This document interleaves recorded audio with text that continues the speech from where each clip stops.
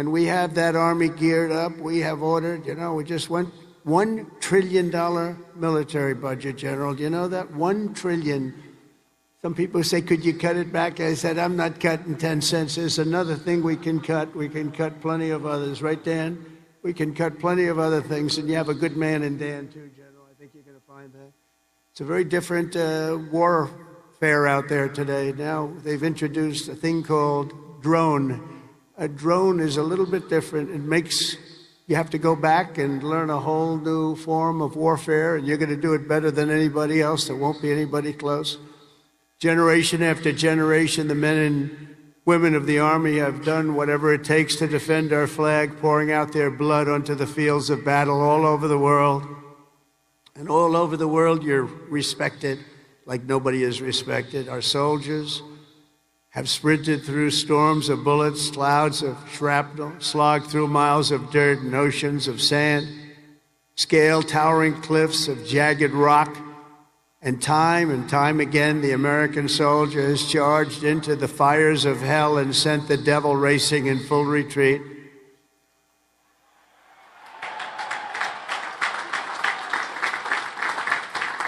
No task has ever been too tough for America's Army, and now that 250-year legacy of glory and triumph belongs to you, the 1,000 newest officers of the greatest fighting force in the history of the world. And that's what you are, and that's what you're being thought of. Again, you are the first West Point graduates of the golden age of America. This is the golden age, I tell you. Promise. We're in a new age. This is the golden age. And you are going to lead the Army to summits of greatness that has never reached before. And you see that. You see what's happening. You see what's going on in the world.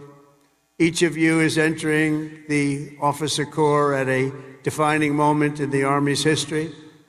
For at least 2 decades, political leaders from both parties have dragged our military into missions it was never meant to be. It wasn't meant to be. People would say, why are we doing this? Why are we wasting our time, money, and souls in some case? They sent our warriors on nation-building crusades to nations that wanted nothing to do with us, led by leaders that didn't have a clue in distant lands, while abusing our soldiers with absurd ideological experiments here and at home. All of that's ended. You know that. All of it's ended. It's ended strongly ended. They're not even allowed to think about it anymore. They subjected the armed forces to all manner of social projects and political causes while leaving our borders undefended and depleting our arsenals to fight other countries' wars. We fought for other countries' borders, but we didn't fight for our own border, but now we do. Like we have never fought before, by the way. But under the Trump administration, those days are over. We're getting rid of the distractions, and we're focusing our military on its core mission, crushing America's adversaries, killing America's enemies, and defending our great American flag like it has never been defended before.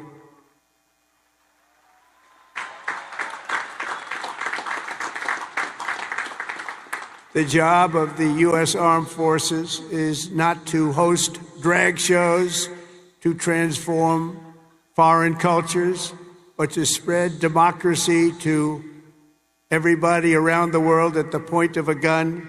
The military's job is to dominate any foe and annihilate any threat to America, anywhere, anytime, and any place.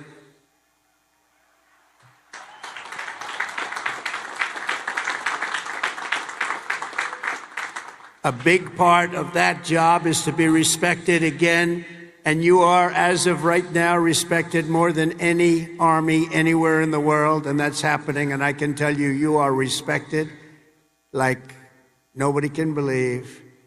As president, I am laser focused on our core national interests. My preference will always be to make peace and to seek partnership, even with countries where our differences may be profound. As you know, we're working on a lot of things right now. When I left office 4 years ago, we had no wars, we had no problems. We had nothing but success. We had the most incredible economy, the single greatest economy for a president in history. I think we're going to beat it this time by a lot, if you want to know the truth. But we had something going on very special. But if the United States or its allies are ever threatened or attacked, the Army will obliterate our opponents with overwhelming strength and devastating force.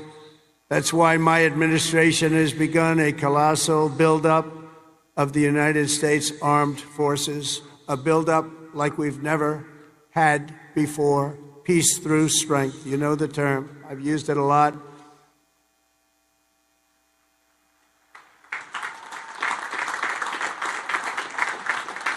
Because as much as you want to fight, I'd rather do it without having to fight. I just want to look at them and have them fold. And that's happening. That's happening. And I've approved a $1 trillion investment, and that will be, again, the largest ever in the history of our country. And we are buying you new airplanes, brand new, beautiful planes, redesigned planes, brand new planes, totally stealth planes. I hope they're stealth. I don't know. That whole stealth thing, I'm sort of wondering. You mean if we shape a wing this way, they don't see it, but the other way they see it? I'm not so sure. But that's what they tell me. We have the best tanks anywhere in the world. We're going to start shipbuilding again. We're going to start ship. We used to build a ship a day. Now we don't build them anymore. We had a lot of people that didn't know much about getting things built, but that's all I've done in my life is build. We're going to have the best missiles. We already do. Drones and much, much more. And earlier this week, I think you'll like this, I announced that we are officially building all in America, made in America, designed in America. We're the only ones that could do it because we're the only ones with the great technology. We're building the Golden Dome missile defense shield to protect our homeland and to protect West Point from attack. And it will be completed before I leave office.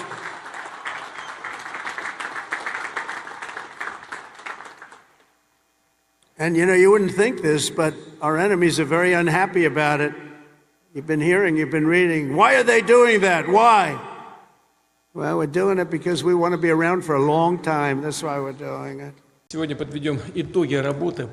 We will review the results of military technical cooperation in 2024, discuss the present situation in the strategically important sector, and determine issues that require changes or new decisions, including in accordance with the strategy for military technical cooperation between Russia and foreign states until 2030.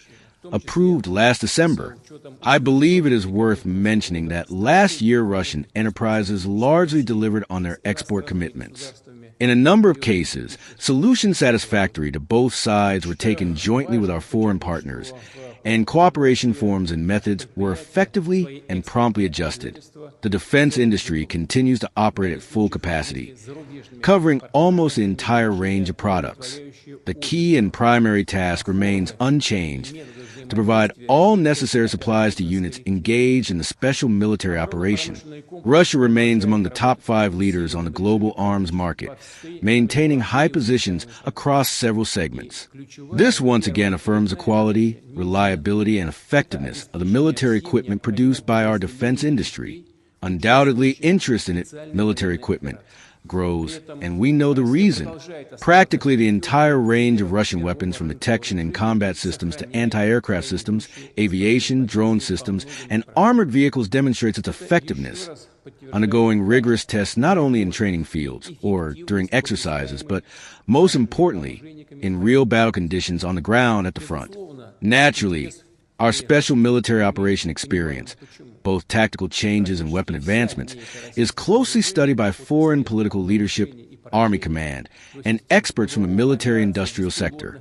Furthermore, most weaponry and hardware are constantly and swiftly improved and upgraded thanks to the close collaboration between combat units and enterprises, design bureaus, which significantly enhances their tactical and technical characteristics in range, precision, firepower, resilience, and other factors.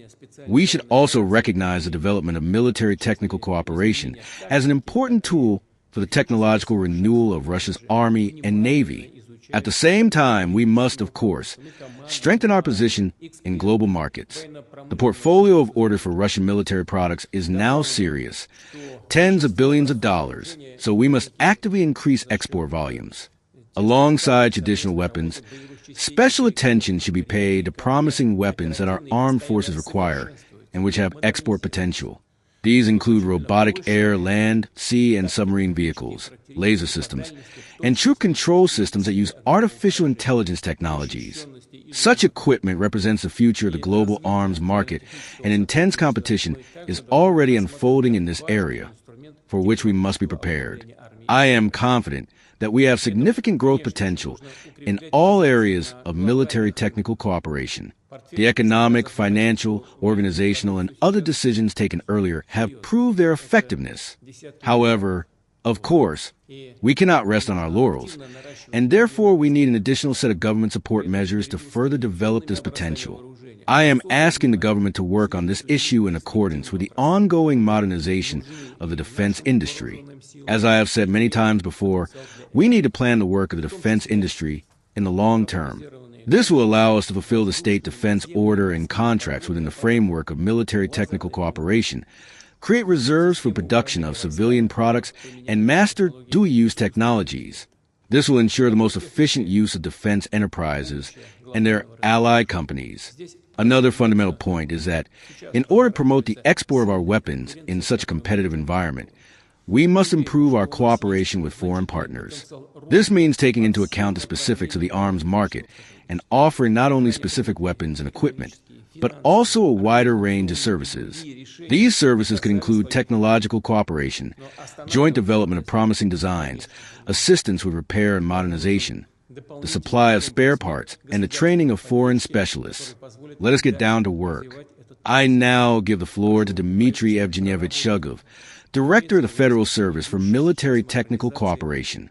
Thank you.